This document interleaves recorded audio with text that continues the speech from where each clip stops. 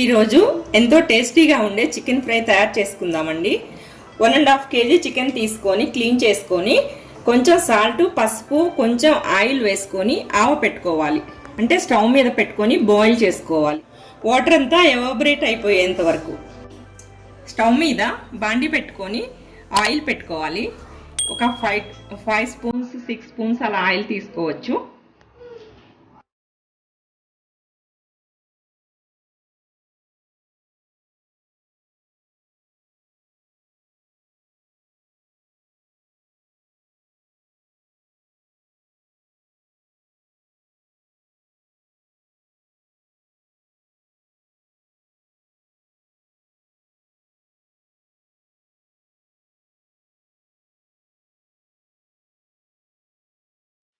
అలాగే 1 స్పూన్ సాల్ట్ని కూడా వేసుకోవాలండి.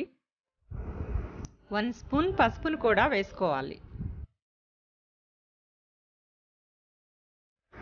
ఆనియన్ పేస్ట్ కొంచెం ఫ్రై అయిన తర్వాత 2 స్పూన్స్ అల్లం వెల్లుల్లి పేస్ట్ని కూడా వేసుకోవాలి. అల్లం వెల్లుల్లి పేస్ట్ బాగా ఫ్రై అయిందండి.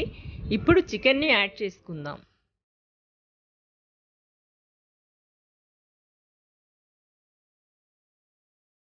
ఇప్పుడు కొన్ని జీడిపప్పును కూడా యాడ్ చేసుకోవాలి. ఇప్పుడు 4 స్పూన్స్ కారం కూడా యాడ్ చేసుకోవాలి. ప్లెయిన్ కారం యాడ్ చేసుకోవాలి.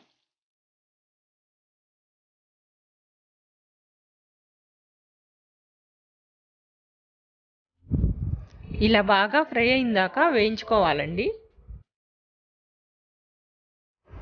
ఇప్పుడు 1 స్పూన్ ధనియాల పౌడర్ను, 1 స్పూన్ గరం మసాలాను కూడా యాడ్ చేసుకోవాలి.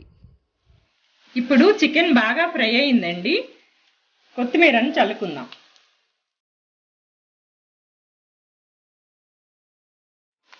టేస్టీగా చికెన్ ఫ్రై రెడీ అండి.